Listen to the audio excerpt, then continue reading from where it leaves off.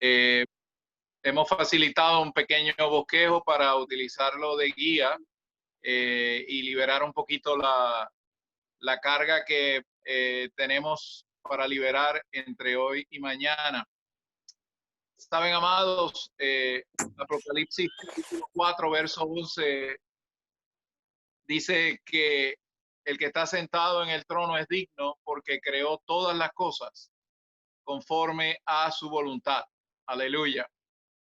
Así que en medio de las circunstancias que vivimos en nuestra vida humana y el periodo que estamos experimentando en este tiempo, debemos testificar que si somos aquellos que queremos ser uno con la voluntad de Dios, debemos tener completa paz, porque todas las cosas y todos los eventos están bajo la mano soberana de la voluntad del Señor.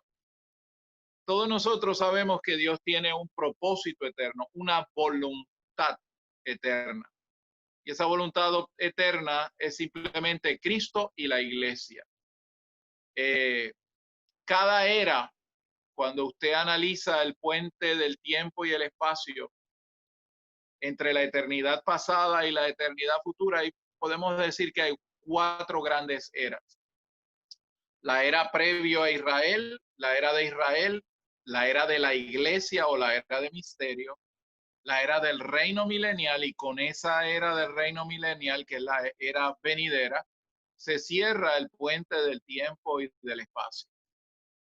En esas 4 eras, que son las que están o existen dentro del puente del tiempo donde todos nosotros estamos, todas las cosas, amados, fueron hechas conforme a la voluntad de Dios. Pero cada hora tiene o demanda una necesidad de un pueblo que sea un factor para que el Señor pueda avanzar y llevar a cabo su voluntad.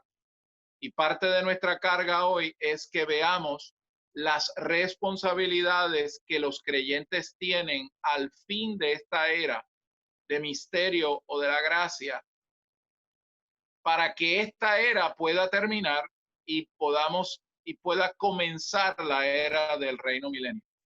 Para que haya esa transición de eras, el Señor necesita en la tierra un factor de cambio, un pueblo. Por eso en Apocalipsis capítulo 2 y 3, cada una de las cartas allí al final termina con un llamamiento a los vencedores. ¿Quiénes son los vencedores? Bueno, los que le sirven a Dios como factor de cambio para que la era termine y venga la próxima era. Nosotros debemos tener muy claro este asunto al considerar este bosquejo que vamos a ver en esta tarde. El título es 3 responsabilidades que los creyentes vencedores llevan a cabo al final de esta era, que es la era de la iglesia, la era de misterio, para la edificación del cuerpo de Cristo, la preparación de la novia y la venida del reino en su manifestación. Estas son las 3 grandes encargos, las 3 grandes responsabilidades que tienen aquellos que tienen valor dispensacional. Porque si no vencemos en cuanto a llevar a cabo la voluntad de Dios en estos 3 asuntos, la era misma nos rebotará, nos rechazará. Así que, amados, dentro de este contexto, pusimos ahí Juan 7:17. El que quiera hacer la voluntad de Dios, conocerá si la enseñanza es de Dios o si yo hablo por mi propia cuenta. El Señor en su ministerio en la tierra, todos sabemos que no se fiaba del hombre porque él conocía las intenciones de las personas. Él sabía los que estaban detrás de él por los panes, los peces, la sanidad, el milagro, pero él también podía discernir a aquellos que estaban siguiéndole a él para poder venir a ser discípulos del reino de los cielos, discípulos del reino de los cielos. Aquellos que podían ser compenetrados, entrenados por el Señor, para que una vez el Señor comenzara su ministerio celestial, él pudiera tener en la tierra un ministerio de esclavos, de creyentes vencedores que pudieran hacer eco y pudieran coordinar con el Señor en los cielos para que la voluntad de los cielos descienda a la tierra. Hermanos queridos, de eso se trata en este tiempo. No nos deben sorprender los eventos y las circunstancias. Lo que sí tenemos que preguntarnos es, Señor, en este momento, ¿cuál es tu necesidad dispensacional? ¿Qué es específicamente lo que tú necesitas para nosotros poder alinearnos con esa voluntad? Y son esos tres asuntos que constan en el título. Primero que nada, en la letra A, dice el 1 Romano, la voluntad de Dios al final de la era misterio de la iglesia es que la iglesia sea edificada como el cuerpo de Cristo. Hemos leído muchas veces esta porción en Efesios capítulo 4, versos 13 al 16. Yo conocí al Señor en el octubre del año 71, hace 48 años y cacho. Así que yo creo que este versículo lo hemos leído, orado, masticado, estudiado cientos de veces probablemente. Pero lo leemos para darnos este recordatorio a los que aspiran a ser factor para el cambio de la era. Dice aquí en Efesios capítulo 4,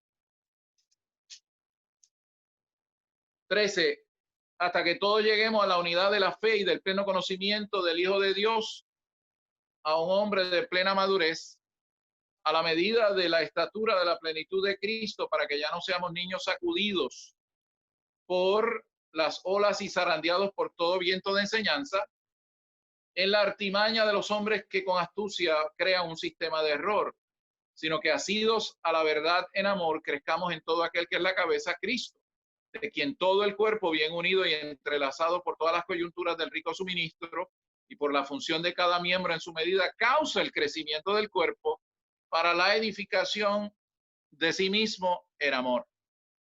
Primer encargo, primera responsabilidad de los que son factor de cambio al final de esta era, es decir, de los vencedores, que el cuerpo de Cristo sea edificado. Que el cuerpo de Cristo sea edificado. Y vemos en el versículo 13 que los vencedores son aquellos que para edificar el cuerpo de Cristo, conforme a la función orgánica que tienen en el cuerpo, ellos se ocupan de dos cosas. La unidad de la fe, es decir, la unidad práctica que surge como resultado de ser aquellos que recibimos y vivimos conforme y contendemos por la fe común, que es a todos los creyentes. Aquí la unidad de la fe ahí se refiere a la fe como el objeto de lo que creemos en cuanto a la Biblia, a Dios, a Cristo, a la obra redentora de Cristo, a la salvación de Dios, a la iglesia. Esas cosas que permiten o que permitieron que un día nosotros fuéramos salvos y fuéramos regenerados. Cuando maduramos como miembros del cuerpo de Cristo, no estamos pendientes de los detalles, estamos enfocados en vivir conforme a esta fe común, el ejercicio de esta fe común para que el cuerpo de Cristo sea edificado. Y la otra característica es el pleno conocimiento del Hijo de Dios, venir a ser un hombre de plena madurez. No nos interesan otras cosas, no tenemos otros entretenimientos. Dos cosas, llegar a la unidad de la fe y el pleno conocimiento del Hijo de Dios. Esa es la primera responsabilidad de los vencedores. Si estamos cortos en este asunto, amados, ciertamente no somos vencedores. Así que tenemos que hacer un examen. Señor, estamos guardando, estamos llegando a esta unidad práctica. Y la nota dice, en el versículo 3, la unidad del Espíritu es la unidad de la vida divina en la realidad. En este versículo, la unidad es la unidad de nuestro vivir en forma práctica, es decir, en el versículo 13. Ya tenemos la realidad de la unidad de la vida divina, que es la que se habla en el versículo 13. Simplemente necesitamos mantenerla. Sin embargo, necesitamos avanzar hasta que lleguemos a la unidad en nuestro vivir en términos prácticos. En términos prácticos. Este aspecto de la unidad está constituido de dos cosas. La fe, que es el contenido de lo que creemos, aleluya, fuera de toda herejía, fuera de toda división del cuerpo de Cristo, y también el pleno conocimiento de el Hijo de Dios. que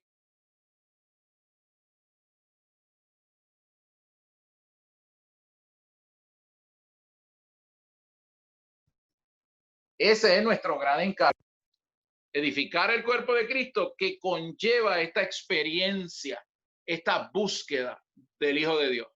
Cuando llegamos a esta etapa de vida, no nos interesa otra cosa.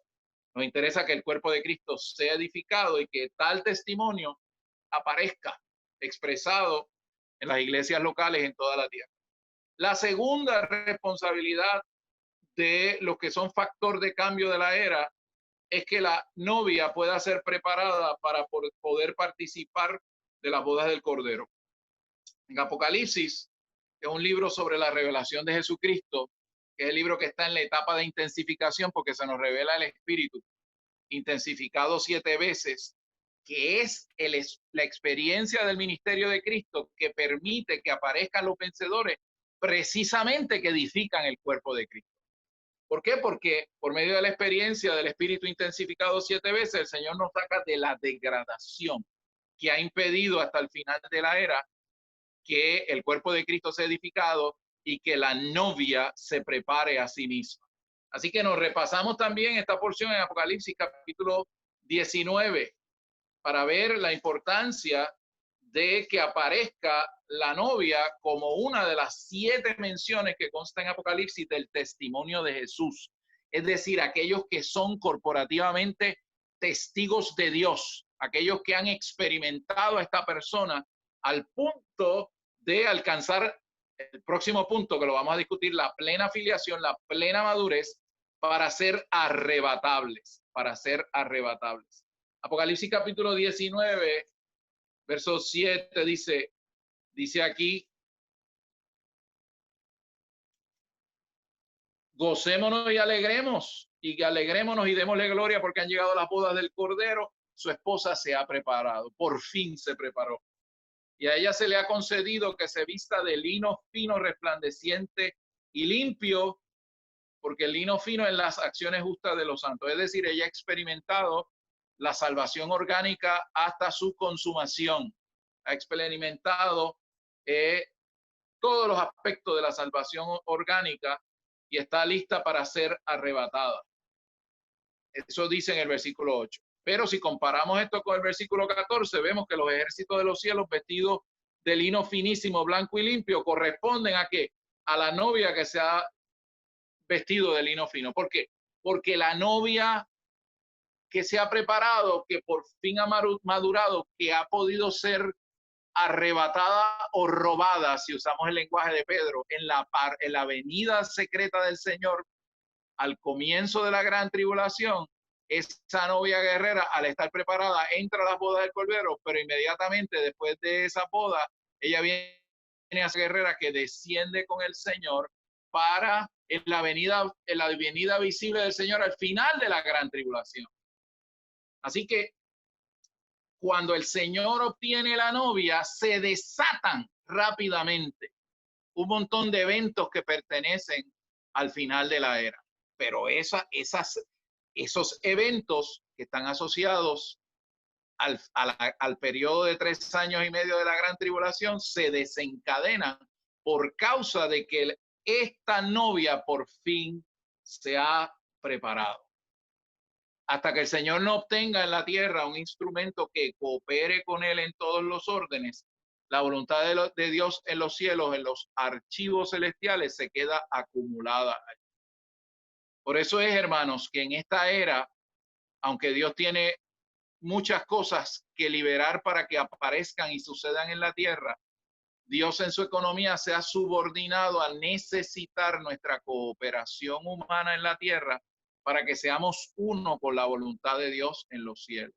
Si nosotros no somos uno corporativamente con la voluntad de Dios en los cielos, si no le decimos al Señor, Señor, venga a tu reino, Señor, estamos de acuerdo contigo, Señor, santifícanos, Señor, que tu reino venga a nosotros, Señor, que la voluntad del Espíritu, como se hace en el cielo, se haga en la tierra. Si el Señor no tiene ese instrumento, la voluntad de Dios en los cielos no puede ser descargada a la tierra.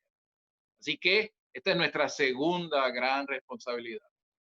El tercer punto es que el reino de los cielos aparezca por medio de la manifestación de los hijos de Dios que alcanzan la plena filiación para ser coherederos con Cristo. Esto nos lleva a Romanos capítulo 8, que es uno de los grandes capítulos monumentales de todo el Nuevo Testamento, escrito por el Espíritu en Pablo, la experiencia de Pablo. Y en Romanos 8, déjame llegar allá, vemos que la palabra del Señor dice en el verso 21 y 23, dice, porque toda la creación fue sujetada a vanidad, no por su propia voluntad, sino por causa del que la sujetó, o sea, el versículo 20, con la esperanza de que también la creación misma será libertada de la esclavitud de corrupción a la libertad de la gloria de los hijos de Dios. A la libertad de la gloria de los hijos de Dios. Porque sabemos que toda la creación gime a una y a una está con dolores de parto hasta ahora. Y no solo esto, sino que también nosotros mismos que tenemos el Espíritu como primicias, gemimos dentro de nosotros mismos, aguardando con anhelo la plena filiación. Marque bien ese versículo. La plena filiación, la redención de nuestro cuerpo. Esa palabra filiación es una palabra fundamental y crucial en la economía de Dios y es uno de los términos más mediocremente traducidos por otras versiones. La palabra huigiotesia en griego es filiación. En muchos lugares esa palabra ha sido traducida como adopción, sugiriendo que usted y yo no venimos a ser hijos de Dios orgánicamente en vida. Es una mentira del diablo.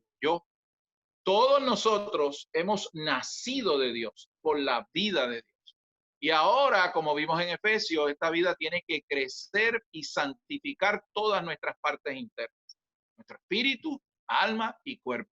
Cuando la vida del Hijo que ha sido instalada en nosotros se desborda hacia nuestra alma, hace hogar en nuestro corazón, nos reconstruye en nuestras partes internas, nos transforma, nos santifica, nos conforma, hasta que finalmente nuestro cuerpo sea zoificado o glorificado.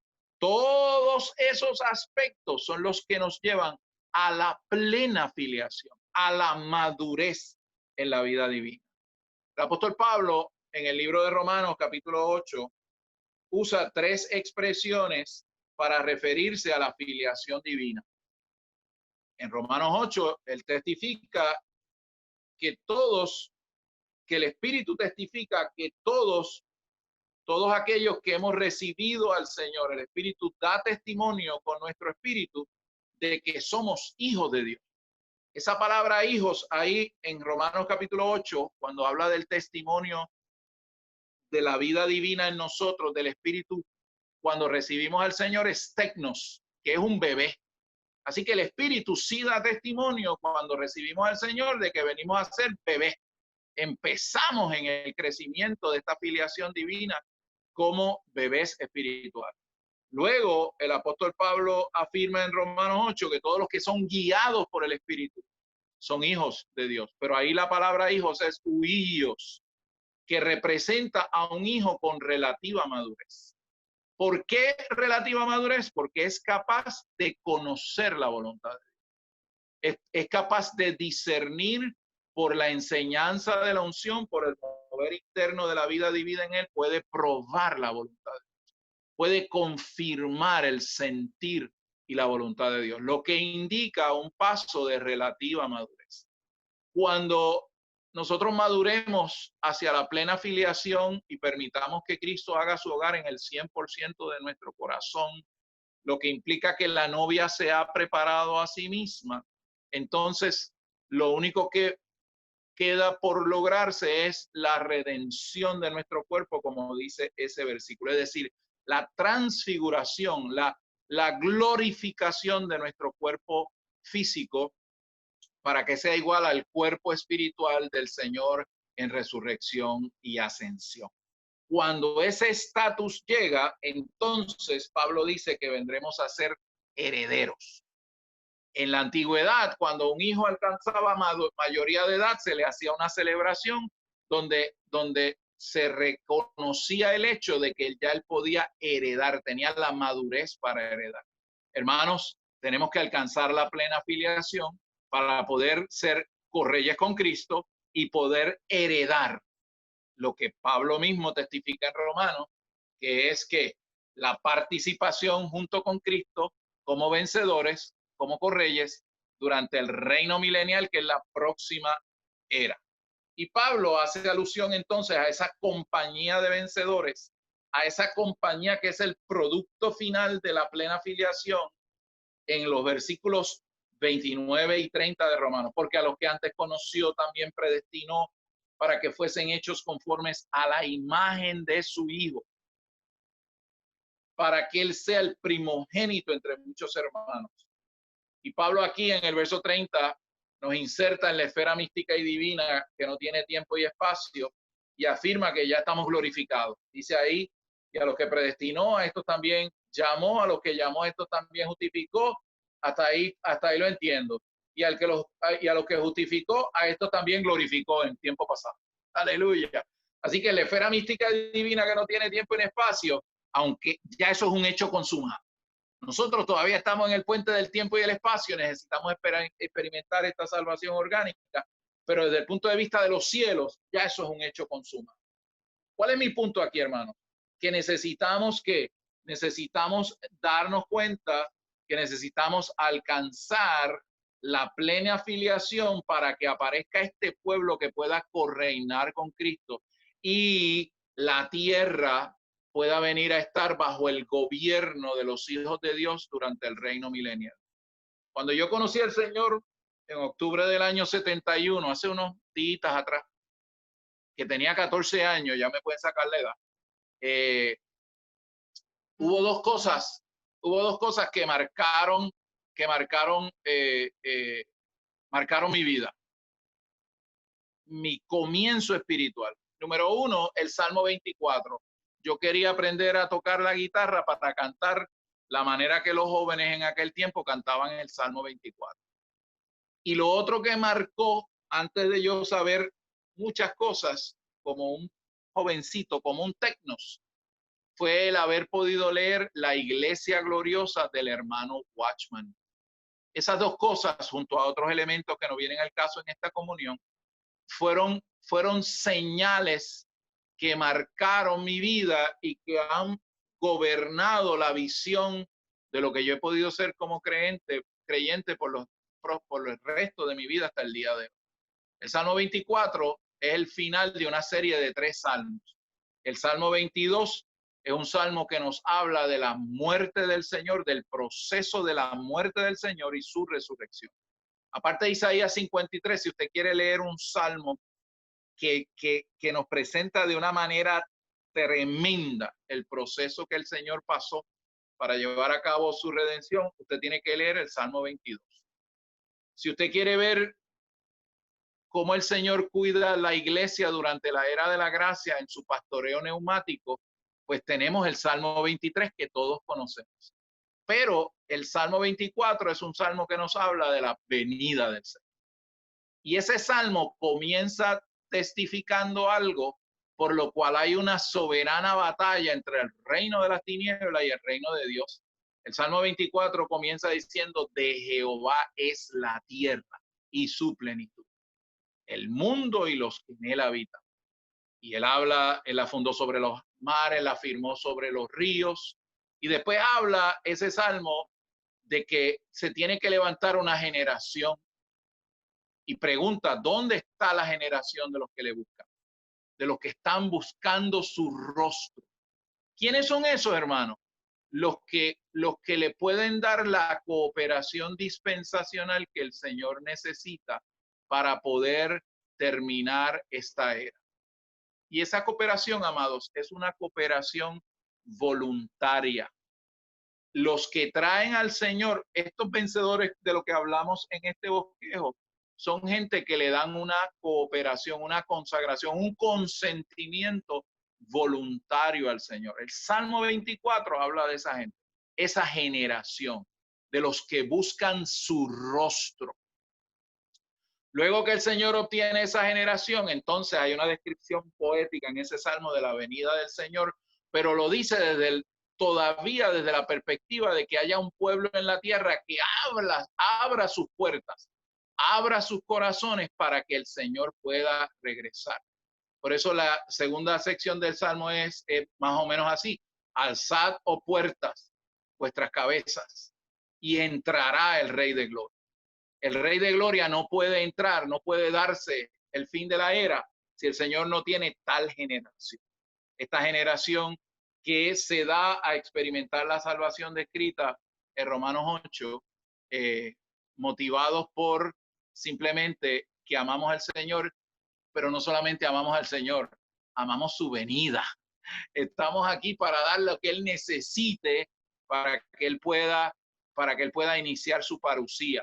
¿Y qué requiere eso? Bueno, miembros edificadores del cuerpo de Cristo, una novia que se ha preparado para que el Señor pueda desencadenar los eventos finales que constan en el libro de Apocalipsis, y un pueblo que vive en la realidad hoy del reino de los cielos, creciendo de tecnos a huillos y de huillos a cleronomos, alcanzando la plena filiación para que el Señor pueda entonces levantar esa generación que se describe en el Salmo 24, aleluya, que es la que le da esa cooperación voluntaria, consentimiento voluntario. Dígale a su vecino ahí en su casa o donde está: el Señor quiere consentimientos voluntarios. El Señor necesita consentimientos voluntarios. Y ahorita se lo voy a traer esto, se lo voy a enfatizar mucho, sobre todo a los adultos jóvenes que nos están escuchando. Ese es nuestro trabajo. Ahora bien, punto 2, Romanos. Vamos bien en tiempo. La voluntad de Dios, leemos todos juntos, solo se puede llevar a cabo por medio de ¿qué? Del ministerio de Cristo. El ministerio de Cristo, que es la salvación que Dios lleva a cabo por medio de ¿qué? De la redención judicial y la salvación orgánica que el Dios triuno llevó y está llevando a cabo. Si no tenemos el ministerio de Cristo para que esta redención y esta salvación orgánica se lleve a cabo, no hay manera de cumplir nuestra responsabilidad dispensacional. Pero aleluya, que tenemos a Cristo.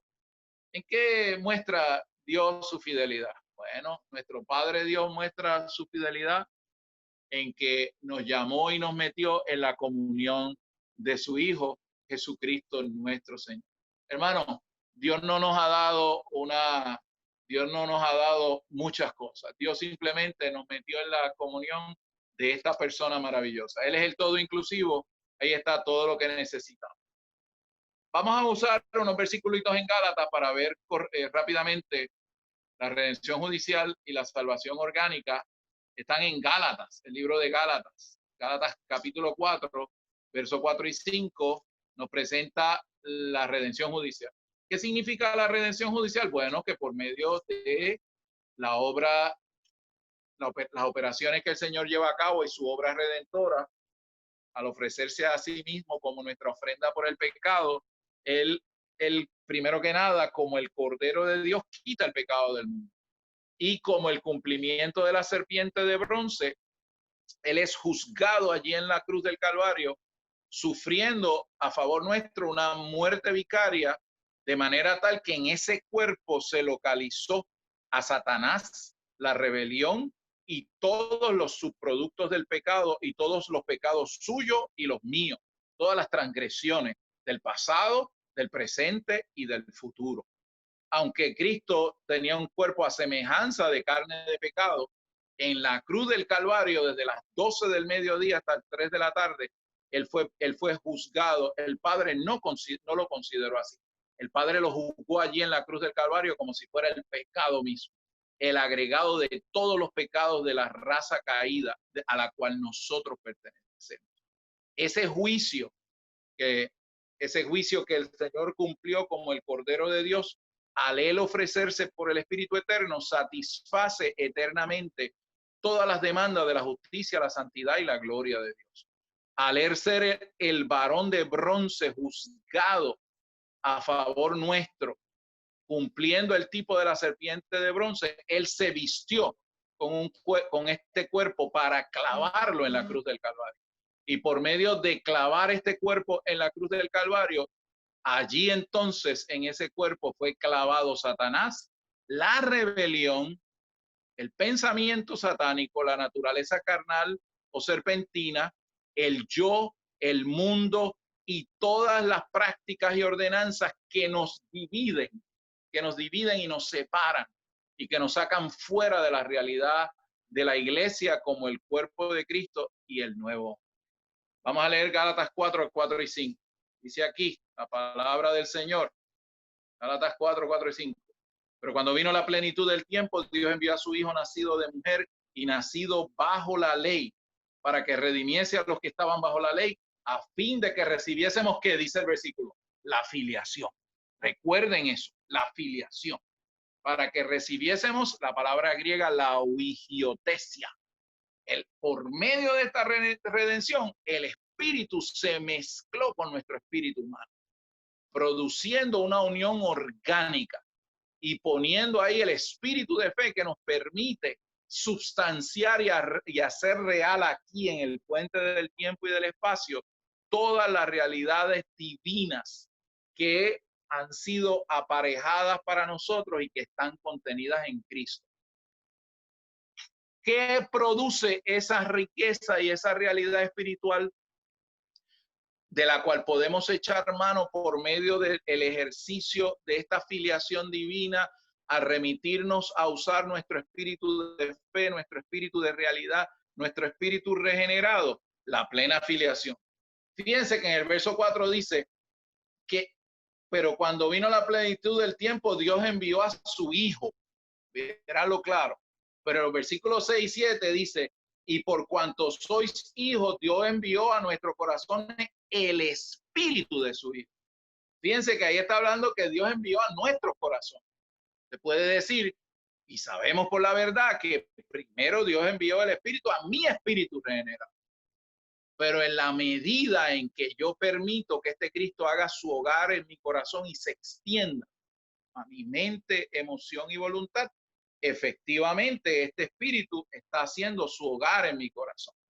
Hermanos, un comentario breve con respecto a nuestro espíritu regenerado.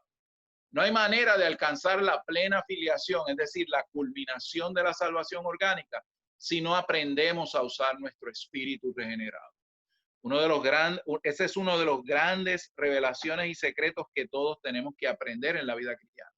Usted puede tomar el espíritu de dos maneras. Usted lo puede tomar, por ejemplo, como la fuente de Beer, como vimos en el Antiguo Testamento. Una fuente donde tocamos el río que salta para vida eterna, donde experimentamos esta vida maravillosa que edifica el cuerpo de Cristo y que produce un organismo, el cuerpo de Cristo, que puede caminar. Ese es un aspecto de mi espíritu regenerado maravilloso. Y yo estoy muy agradecido con eso. Pero cuando hablamos del reino, estamos hablando de algo más hay una palabra adicional al respecto. Es cuando aprendemos a tomar a nuestro espíritu como una persona. La palabra dice en Efesios capítulo 3, versos 16 al 18, cuando Pablo se refiere a nuestro espíritu, se refiere al hombre interior por el espíritu. La expresión griega es esoantropos. Hasta que usted y yo no nos demos cuenta que en mi espíritu no hay meramente el Espíritu Santo. Hay una persona que piensa de cierta manera, que decide de cierta manera y que habla de cierta manera. Si nosotros no comenzamos a tomar esta persona interior en mi espíritu como una persona que gobierna, que tiene una personalidad particular, que siente y que decide de cierta manera, eso implicaría que no estamos madurando en la vida de Dios. Hay muchos queridos hermanos en la iglesia que aman al Señor, no hay duda de eso, pero aman al Señor conforme a su personalidad y conforme a su voluntad y conforme a su manera de decidir. Eso significa no que no ame al Señor, sino que sencillamente todavía su personalidad es la que gobierna. Madurar significa tomar este hombre, este espíritu como un hombre interior De manera que yo empiezo a tomar decisiones en mi vida mirando a este hombre interior en mi espíritu.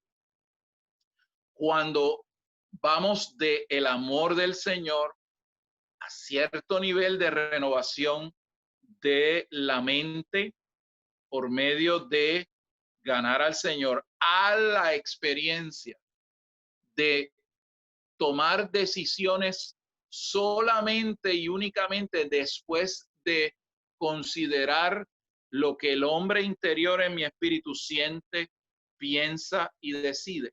Hasta que no lleguemos a esa etapa, yo no tengo la menor duda, querido hermano y hermana, que tú amas al Señor, pero tú lo amas según tus términos y no los términos de él.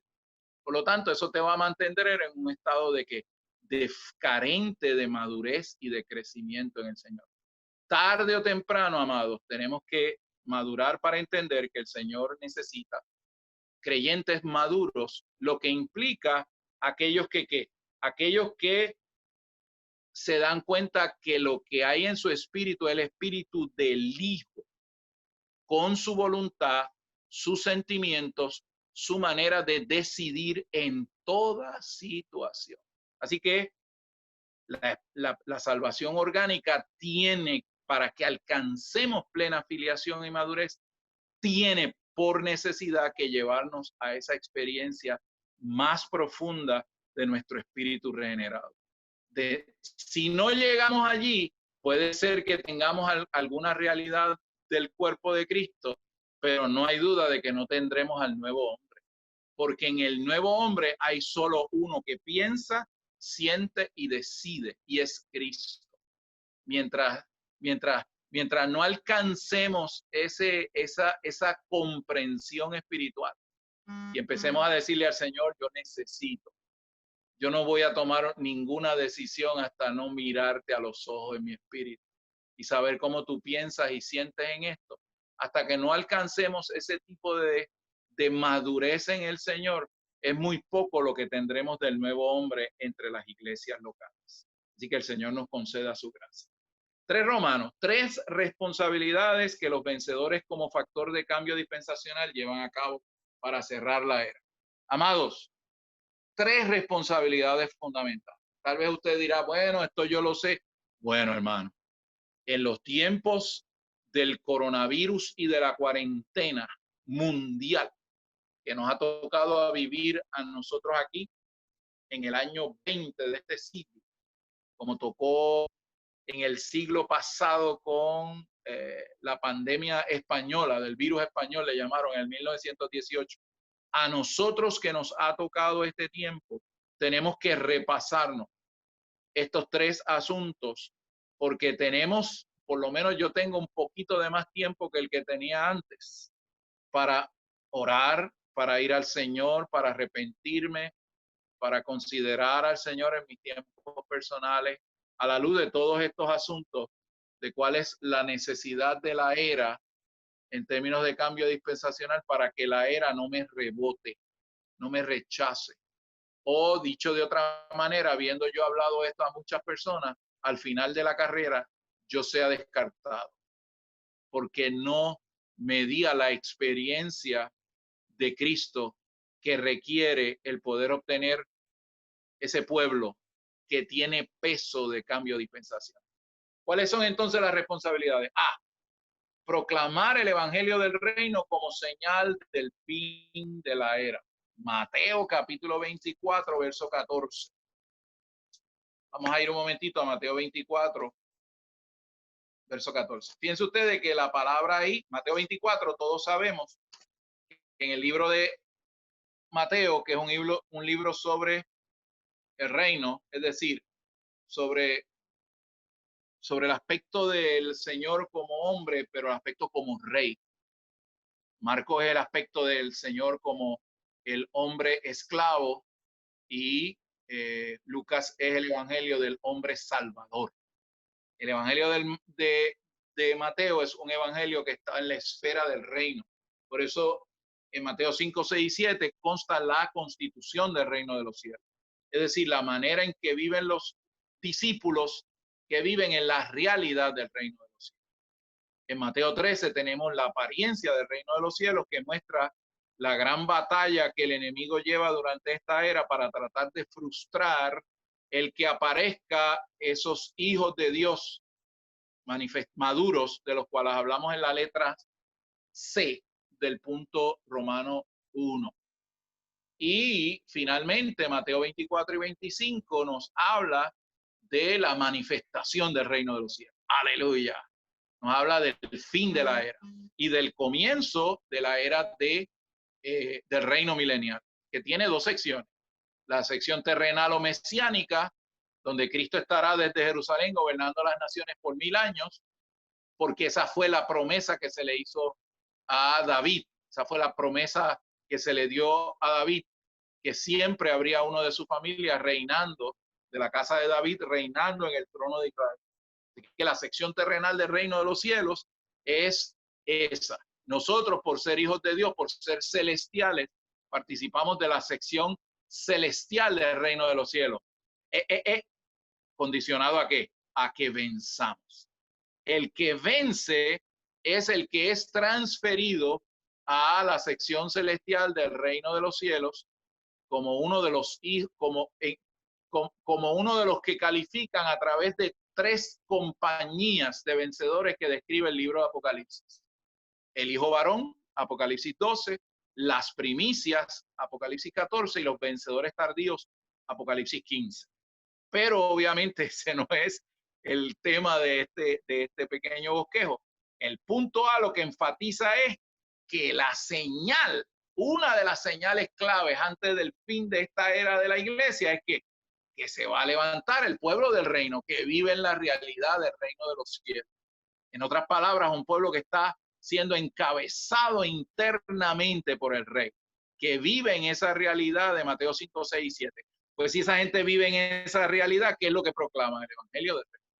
No es meramente el evangelio de gracia, aunque el evangelio de gracia está dentro o es parte del contenido del evangelio del rey.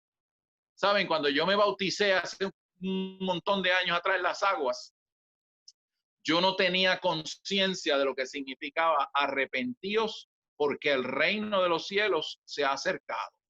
Para mí era ser salvo y recibir al Señor. Así que mi visión era estrictamente una visión de salvación en la espera de la gracia. Pero cuando usted se da cuenta, amado, de que este mundo, de que este cosmos, de que este planeta ha sido asaltado por el verdadero virus de los virus, que es Satanás, y que hay un esquema de principados, potestades, ángeles caídos, gobernadores de las tinieblas en muchas naciones, que constituyen una jerarquía esquematizada que se opone en contra de la voluntad de Dios y de los hijos de Dios, y que subyuga a aquellos en Adán que están bajo esa esclavitud porque papá Adán y mamá Eva se unieron a Satanás en esa rebelión. Se unieron a Satanás en esa rebelión. Claro, usted me dirá, bueno, fue por engaño, etcétera, etcétera.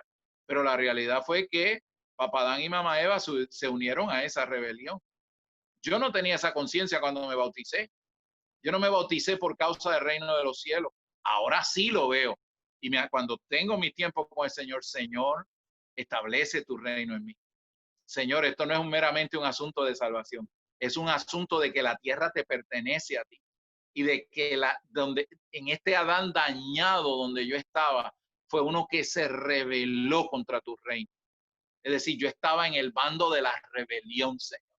Pero gracias por tu misericordia, porque tú me trasladaste, abriste mis ojos, me trasladaste de las tinieblas a la luz.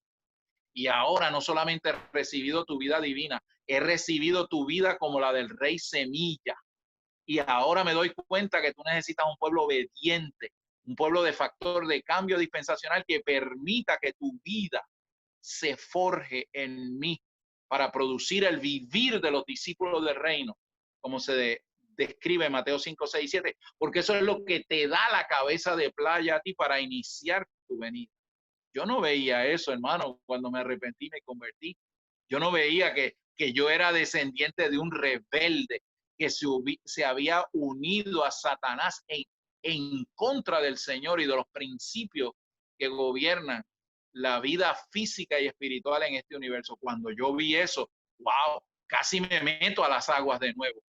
Tuve una profunda convicción de arrepentimiento. Señor, no solamente me arrepiento por mis pecados, me arrepiento porque pertenezco a una raza que se rebeló en contra tuya y para lo único que sirve es para la muerte. Así que cuando llevemos a alguien a las aguas, que tengan esta conciencia de que no se trata solamente de la salvación, se trata de esta guerra cósmica que existe en el universo entre la voluntad de Dios y la voluntad de Satanás, y nosotros estamos en el centro como el partido, como la parte que tiene que escoger hacia qué lado se alinea. Así que, amados, necesitamos ser los discípulos del reino porque tomamos la decisión consciente de alinearnos con el Señor, de hacer las oraciones para que venga el reino. El reino al cosmos y al universo, sí, pero primero el reino de mi universo personal. Señor, haz tu hogar en mi mente, en mi voluntad y en mi emoción. Gana mis partes internas. Cuando usted no tiene este tipo de conciencia, hermano, que usted no se da, usted empieza a darse. Señor, salva mi mente. Señor, reconstruye mis emociones. Hasta que usted no entra a esa conciencia, hermano, usted no se da cuenta de lo malito que está. Mientras tanto, usted es un presumido. Usted se cree que está bien. Dese a buscar el encabezamiento de Cristo, sus partes internas, para que el reino de los cielos venga, para que este rey semilla crezca de su espíritu a su alma y a su corazón y los recomponga, los reconstruya, los reacondicione conforme a la vida y el vivir de Jesucristo como el primer Dios hombre. Cuando nos damos a ese proceso, es que nos empezamos a dar cuenta de lo malito y lo dañada que fueron nuestras partes internas. Entonces vienen las lágrimas de arrepentimiento. Señor, lávame con tu sangre. Perdonen que tomé un poquito aquí. Mateo 24:14, recuerden, primera señal que nos corresponde a nosotros del fin de la era, la predicación del evangelio del reino, pero el evangelio del reino no puede ser predicado a menos que no sea por la gente que está en la realidad del reino. Es decir, esto no es un evangelio que se predica como una teoría. Así que se tiene que producir tales creyentes. Yo mencioné aquí el evangelio del reino, nota 1, dice aquí, el evangelio del reino que incluye el evangelio de la gracia. Mírelo bien, marque esa nota 1. No solo introduce a la gente en la salvación de Dios, sino también en el reino de los cielos. El evangelio de la gracia pone énfasis en el perdón de pecados, redención de vida, mientras que el evangelio del reino recalca el gobierno celestial de Dios y la autoridad del Señor. El evangelio del reino será predicado en toda la tierra para testimonio a todas las naciones antes del fin de esta era. Así que aquella predicación representada por el caballo blanco del primer sello en Apocalipsis 6:1-2 será una señal de la consumación de la era. Le leí la nota porque mañana en el próximo mensaje, con ese caballo es que comenzamos a desarrollar la carga en el otro bosquejo. Así que estamos aquí, vamos a ver mañana, vamos a ver este evangelio del reino, este caballo blanco, pero ya la nota le está indicando que ese caballo en Apocalipsis 6 que sale venciendo y para vencer, que es el evangelio, no es cualquier evangelio, es el evangelio del reino, es el evangelio de restituirle la tierra al Señor porque le pertenece legítimamente, es el evangelio que predican los discípulos del reino, que son los que toman la delantera para ser encabezados por este rey semilla que se ha sembrado en nuestro espíritu y le permiten crecer, le permitimos crecer en todo nuestro ser hasta que reine y haga su hogar en nuestro corazón. B. ¿Cuál es la segunda? ¿Cuál es la segunda responsabilidad? A paz, que también es una señal del fin de la era. Verso 45, ahí mismo en Mateo 24, verso 45. Dice, lea la B, apacientan, dan alimento en la casa con la divinidad de Cristo, como la palabra de Dios, pero con su humanidad amorosa como entorno para los santos queridos. Y me dice aquí que lea la nota 3, Mateo 24:45. Nota 3, Mateo 24:45, nota 3. Leo el versículo. Esto está en el contexto de la parucía del Señor, la manifestación del reino. ¿Quién pues es el esclavo fiel y prudente, el cual puso su Señor sobre su casa para que le dé el alimento a su debido tiempo? Por un lado, los discípulos del reino son aquellos que proclaman el evangelio del reino, están insertados en esta batalla, orando las oraciones para que el reino venga a la tierra y para que venga a sus vidas. Pero por el otro lado, estos son esclavos amorosos, fieles en cuanto a Dios y prudentes en cuanto a los creyentes, ¿Qué hacen sobre la casa del Señor? Dan mensaje bonito, objetivo. ¿Se sabe lo? ¿Hablan conocimiento objetivo de la verdad? No. Dice que esta gente dan alimento a su debido tiempo. Amados, el conocimiento objetivo, la letra no alimenta, al revés mata. Pero es crucial que llenemos nuestra mente por el aprendizaje humano con el conocimiento objetivo de la verdad, por medio de leer la Biblia y por medio de estudiar la palabra de Dios con el ministerio del Nuevo Testamento, en el cual somos ricos. Pero eso todavía es conocimiento objetivo. No es hasta que por medio de la oración, la confesión, practicando el contenido del Salmo 119, verso 15, no es hasta que nos comemos la palabra que tenemos almacenada en la cabeza, la digerimos, la asimilamos con confesión, con oración, con alabanza. No es hasta que eso sucede que esa palabra, que es conocimiento constante objetivo, se convierte en una palabra que nos lava metabólicamente, primero a nosotros, nos nutre internamente en nuestras partes internas, nos convence de pecado, quema, martilla, sana, reconstruye. Esa experiencia de la palabra, como la palabra rema, es la única que puede producir el lavamiento metabólico nuestro y de los creyentes. ¿Okay? Así que estos que se describen aquí son aquellos que pueden dar alimento principalmente por medio del ministerio de la palabra. ¿Por qué? Porque han bajado el conocimiento objetivo para hacer una realidad espiritual en su vivir, lo que permite que crezcan y maduren en vida. Ahora bien, yo les pongo aquí, apacientan, dan alimento en la casa con la divinidad de Cristo como palabra de Dios. ¿Por qué? Porque la palabra es dada por el aliento de Dios. La palabra del libro es la respiración o el aliento de la palabra a la persona. Así que nuestra función es alimentar a la gente con la esencia misma de la palabra de Dios, que es el Espíritu de Dios. Pero el vivir de los discípulos del reino constituye, en el vivir de los Dios hombres que se han compenetrado, un vivir con una humanidad normal. Un hermano dijo que mientras más divinos somos, más humanos somos. Una humanidad normal, amorosa, como entorno para poder nutrir a los santos queridos. Hermano, la iglesia no es un cuartel de policía. Yo a veces me asusto cuando veo hermanos que, no, porque era teniente del ejército o era sargento de la policía. Hermano, déjeme el teniente del ejército y la sargento de la policía, me lo deja fuera del local, fuera de la casa. Usted lo que necesita es ganar a Cristo en su humanidad tierna y amorosa para nutrir a los creyentes con la vida divina. Muchas personas han confundido el asunto de tener algún tipo de autoridad en la iglesia y en vez de nutrir con la humanidad, con la divinidad de Cristo en el contexto de una humanidad que pastorea amorosamente, lo que hacen es que lastiman a los santos, regañan inadecuadamente a los santos, hacen un montón de cosas que no tienen que ver nada con esta palabra. Hermano, tenga cuidado, porque si usted está en esa esfera, ya usted fue descalificado por la era. Tenemos que meternos esta porción de la palabra en el sistema y orarla. Y mire lo que dice aquí. La palabra casa en el versículo 25 es, y le vuelvo y le leo el versículo, ¿quién es pues el esclavo fiel y prudente, el cual puso su Señor sobre su casa? Si usted lee eso en español, dice, pues sobre la casa. Pero la palabra en griego nos abre aquí una tremenda ventana de revelación. El Espíritu Santo usó para casa aino oikos, que es la palabra típica. Usó la palabra terapeia. Le leo la nota, el punto 1 bajo la letra B. La casa ahí se le llama terapeia. O sea que podemos decir que ese entorno que crean estos esclavos fieles y prudentes que nutren con la divinidad, pero aman con la tierna humanidad de Cristo para que los creyentes sean nutridos, guardados y puedan crecer y madurar en el Señor. Se le llama a ese entorno una terapeia. Mire qué tremendo es la Biblia.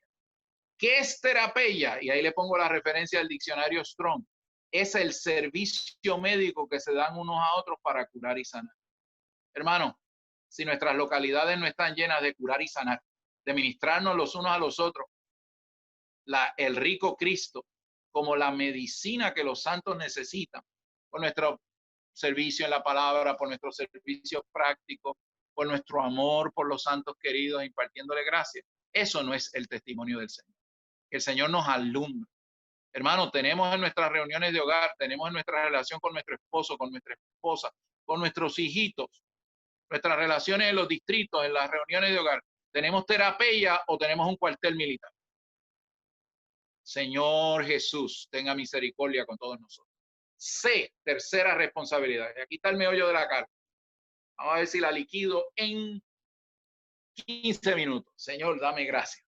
Hacen las oraciones, dice la C, hacen las oraciones que el trono origina y necesita que se repitan en la tierra, y como el nuevo hombre se han puesto la armadura de Dios para preservar la posición de victoria. Efesios capítulo 6, versículo 18. Ustedes saben que Efesios nos da 6 aspectos de la iglesia, es un diamante, y el último aspecto es el nuevo hombre como el guerrero corporativo. Y el guerrero corporativo no pelea porque la victoria ya se ganó. Usted y yo no podemos pelear. El que podía pelear y ganar la batalla ya la ganó. Váyase a Apocalipsis capítulo 5 y va a ver ahí, glorioso capítulo. Juan lloraba, le bajaba las lágrimas, dice la Biblia, porque no veía quién podía, pero se le dijo ahí, tranquilo, tranquilo, tranquilo, el león de la tribu de Judá, el cordero inmolado, él ha vencido. Hermano, él ha vencido, él tiene la victoria. Nuestra función no es ganar la victoria, nuestra función es mantener la posición de victoria. ¿Y cómo se mantiene eso? Al final de la era, por medio de las oraciones que traen al Señor de vuelta. Efesios capítulo 6, verso 18 con el 13, dice aquí, le voy a leer primero el 13. Por tanto, tomad toda la armadura de Dios para que podáis resistir en el día malo, y habiendo acabado todo, estad firmes. Recuerden, la oración es ponerse la armadura de manera práctica, que se cumple con el verso 18, es para mantenernos firmes en la victoria que ya Cristo ganó. No ser zarandeado, que es lo más que puede hacer el enemigo, principalmente por medio del miedo, la ansiedad, el terror, que nos desconecta y nos desenfoca de nuestro espíritu regenerado. Anote eso, eso es crucial. Y dice el verso 18, y no tengo tiempo para leer todo ese montón de notas que están ahí, se las dejo a ustedes. La manera práctica de aplicar esta armadura corporativa, esto es con todos los santos peleando. Dice, con toda oración y petición, orando en todo tiempo en el Espíritu, y para ello velando con toda perseverancia y petición por todos los santos. Y dice, pongo yo aquí, las oraciones no son para que el guerrero venza, sino para mantener la posición de victoria y aplicar la armadura de manera práctica. Estas son, ¿por qué está al final de Efesios? Porque la función dispensacional de los vencedores es entrar al altar de oro para ser uno con Cristo ahora mismo en su ministerio celestial, para poder ser un eco en la tierra de las oraciones que se elevan en el altar de oro en los cielos, para que los cielos sean traídos a la tierra. Esa es una función crítica. Y aquí yo tengo que darle una palabra a los hermanos varones. Los adultos jóvenes los amo mucho. Los hermanos que aspiran a asumir responsabilidad. Una de las grandes debilidades que yo he observado en mis viajes y en muchos lugares, hermanos, es que yo veo hermanos muy buenos, aman al Señor, conocen el ministerio, lo pueden hablar muy bien, tienen un buen conocimiento objetivo de la verdad, pero su vida de oración personal y corporativa es muy pobre. Hermano querido, usted tiene que aprovechar la cuarentena, el aislamiento social, para ir a su closet de oración, arrodillarse delante del Señor y decirle, Señor, perdóname, lávame con tu sangre. Que yo en mis tiempos personales pueda primero confesarme, comer tu palabra, digerirla y gustarla, para yo poder ser un vaso en la tierra que me puedo abrir, para que tú me puedas usar para descargar las cargas que tú tienes en los archivos celestiales en los cielos, y las descargues a la tierra. Hermanos queridos varones, si usted tiene que convertirse en un hombre de oración. Cuando yo conocí al Señor hace 48 años, yo aprendí unas cosas bien básicas. Y una de las que el montón de chamacos locos jóvenes que el Señor ganó en aquel año 71, una de las cosas que nosotros aprendimos fue a orar y a ayunar. Nosotros fuimos a los 78 municipios de la isla de Puerto Rico. Miles y miles de personas recibieron al Señor, pero nos encerrábamos a orar fácilmente. Estábamos un día completo orando, atando al enemigo para ir a predicar a un lugar, a una ciudad. No teníamos ningún conocimiento. Simplemente conocimos que la oración desata la voluntad de Dios. Señor Jesús. Hoy día, pero no teníamos en aquel tiempo la visión tan monumental que tenemos de la iglesia. Hoy día, 48 años después, yo les suplico, sobre todo ustedes adultos jóvenes, usted tiene que ir al Señor para que el Señor en su vida lo lleve a levantar el estándar de su oración personal individual y usted sea un factor en este asunto crítico de las oraciones que el Señor necesita para poder obtener la victoria, para poder traer su reino a la tierra. Ahora bien, hay un aspecto de esa misma oración en Efesios 6 que se enfoca desde el punto de vista psicológico en Filipenses capítulo 4, versos 6 al 7. Y usted me dirá, ¿por qué usted me está hablando de eso, hermano? Porque en este tiempo estamos viendo un asalto del enemigo, un asalto universal del enemigo, donde él utiliza el ataque a la mente, a la desesperación, a la ansiedad y al miedo para desbancar a los santos y descarrilarlos del ministerio de oración de la iglesia que él sabe que le hace daño en este universo. Y le leo Filipenses 4, 6, 7. Por nada estéis afanosos, sino en toda ocasión sean conocidas vuestras peticiones delante de Dios por medio de oración y súplica con acción de gracias. Y la paz de Dios, que sobrepasa todo entendimiento, guardará vuestros corazones y vuestros pensamientos en Cristo Jesús. Pablo aquí amarra el afán, la ansiedad, ¿con qué cosa? Con levantar capa sobre capa de oraciones y de peticiones, con acciones de gracias, cuyo resultado es ¿qué cosa? Que la paz de Dios comienza a guardar nuestra psiquis, nuestras partes internas, como una guarnición militar. Es decir, el espíritu de paz, la paz de Cristo, comienza, cubre, protege nuestras emociones, nuestra mente y nuestra voluntad. ¿Por causa de qué? Por causa de que manejamos este asunto de la ansiedad por medio de venir al Señor de manera regular y sistemática. Y quiero añadir este elemento.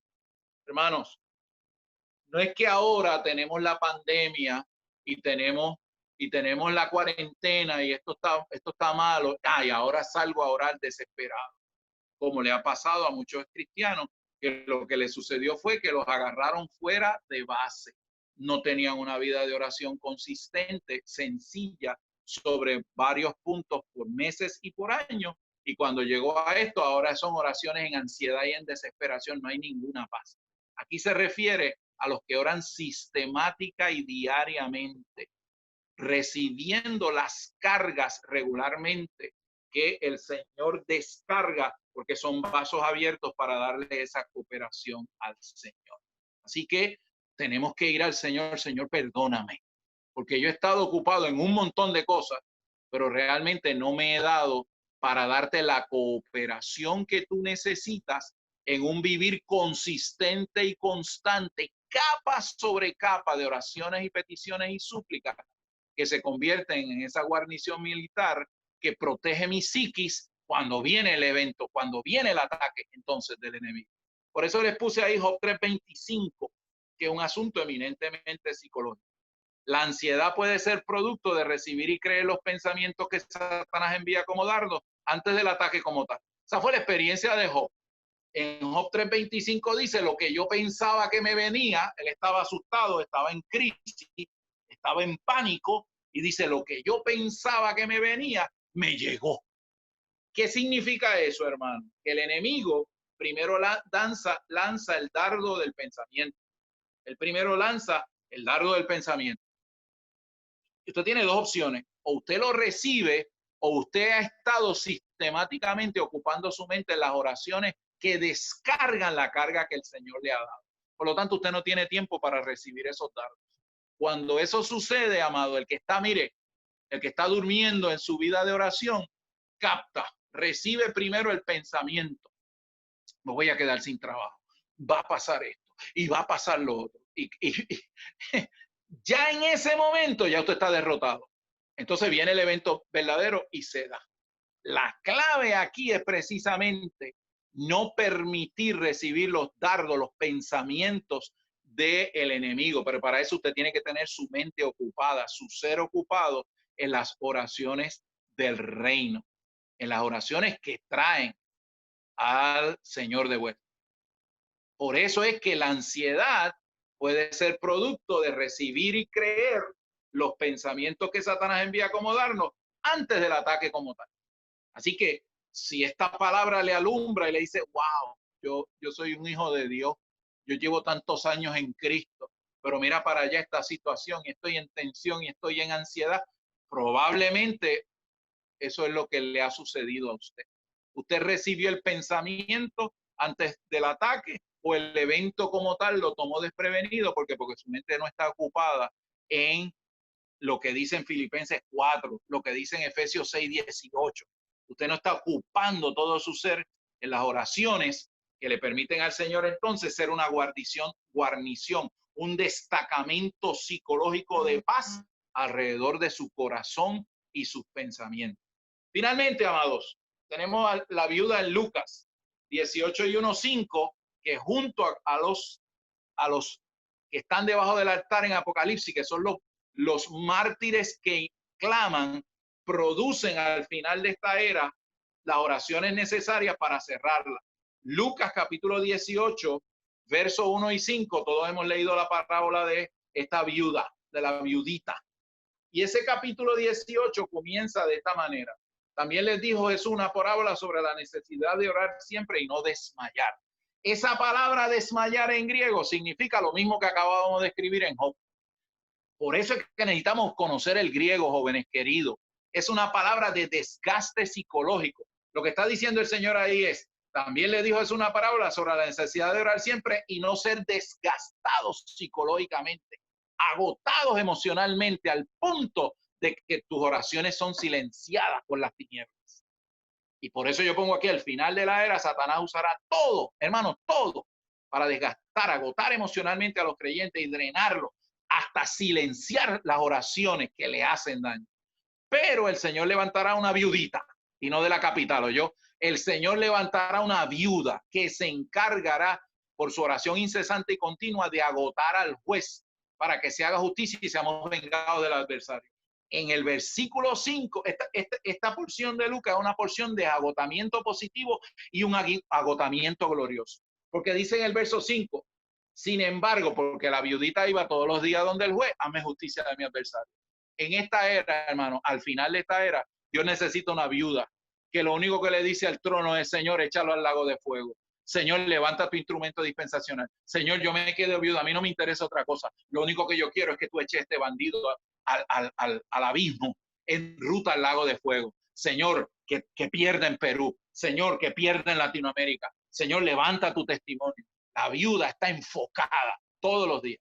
Pero miren la característica de la oración de, dice el juez, sin embargo, porque esta viuda me molesta, le haré justicia, no sea que viniendo de continuo me agote.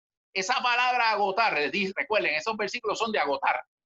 Es upopiazo, y se lo puse ahí en el bosquejito, me agote. Y dice, ¿y cuál es la definición de upopiazo? ¿Qué era lo que hacía la viuda? Es darle de manera consistente a la parte debajo de los ojos, de manera que se logra agotar y derribar al contrincante, no por un golpe demoledor instantáneo, sino por sucesivos y constantes golpes pequeños en intensidad. ¿A quién describe la viuda? A todos nosotros. Pero todos nosotros, ¿qué queremos? El golpe demoledor instantáneo. Señor, quítame esto. Señor, haz esto. Todos venimos, algunos venimos de ese trasfondo, ¿verdad? Del milagro y las señales. Hermano, no es que yo no tengo problema con los milagros y las señales. Si el Señor me quiere dar un milagrito en par de asuntos que tengo, pues gloria a Dios, no me opongo a ellos. Pero los vencedores, los que le dan la consagración voluntaria, son viudas porque están esperando a su marido. No se han casado con el mundo, con 20 cosas que pueden ocupar nuestro corazón. Ella sencillamente tiene un objetivo: hazme justicia del adversario. Señor, tienes que terminar ya esta era. Tienes que terminar la porcavergüenza de este Satanás que todavía opera en los aires y que todavía tiene acceso a tu trono. Señor, tú tienes que levantar una generación que lo eche abajo, Señor. Que lo eche abajo, que lo eche al abismo y finalmente al lago de fuego. Así que ella lo que hace es que diariamente va con su puñito debajo del ojo, día y noche. Hasta que ese tipo de técnica de guerra echa abajo al enemigo. Letra B. Leanlo todos juntos en su grupo, yo lo leo acá. Mi golpe individual de viuda es pequeño en intensidad, pero el golpe pequeño, pero constante, de cientos de miles de creyentes viudas intercediendo, abrirán los cielos. Ahí vimos la clave. No se trata, yo en mi plano individual soy una viudita, que lo que puedo dar es mi puñito debajo del ojo de este juez diariamente. Pero hermanos, cuando nos levantemos todos unánimes en la realidad del cuerpo de Cristo como el nuevo hombre, en el principio de Efesios 6:18, libres de ansiedad en el principio de Filipenses 4, con la misma oración, haznos justicia de nuestro adversario. Entonces tenemos una compañía colectiva de viudas orando diariamente. Miles y miles de viudas dando su puñito debajo del ojo del juez hasta que él no le quede más remedio que contestar nuestras oraciones, iniciar su parucía y desencadenar los eventos de esta era. Por eso termino con esta pregunta: ¿somos parte de esa viuda o nuestras oraciones han sido drenadas por la ansiedad de estar todavía casados con otros maridos que no son el marido? Le dejo esa pregunta, amados preciosos. Yo creo que usamos 70 minutos para compartir. Yo no tengo nada más que traerle, amado. Yo creo que he liberado mi carga. Esta noche, en sus tiempos con el Señor, ore con ese punto 3 de la letra C. Ore con su esposa. No me viole la cuarentena, mantenga la distancia social, pero o ore usando el Zoom o llame por teléfono a los hermanos que han escuchado esto, pásele este bosquejo a otro, lo pueden usar en el que quieren, pero la gran necesidad es que vengamos a ser esa viuda para darle esa cooperación dispensacional al Señor y que nos confesemos: Señor, yo he estado casado con esto, yo he estado casado con lo otro, yo he estado casado con aquello, por eso es que tengo ansiedad, porque he malgastado el tiempo que debería estar dedicado, concentrado con esta viuda, junto a miles de creyentes, haciendo estas oraciones que tú necesitas para cerrar la era. Aleluya, amados. Yo me detengo aquí. Espero que la palabra del Señor haya suplido. No sé qué hacemos ahora, hermano Lalo. Ustedes, si me desconecta, me gustaría escuchar a los santos antes de yo ya desconectarme hasta mañana.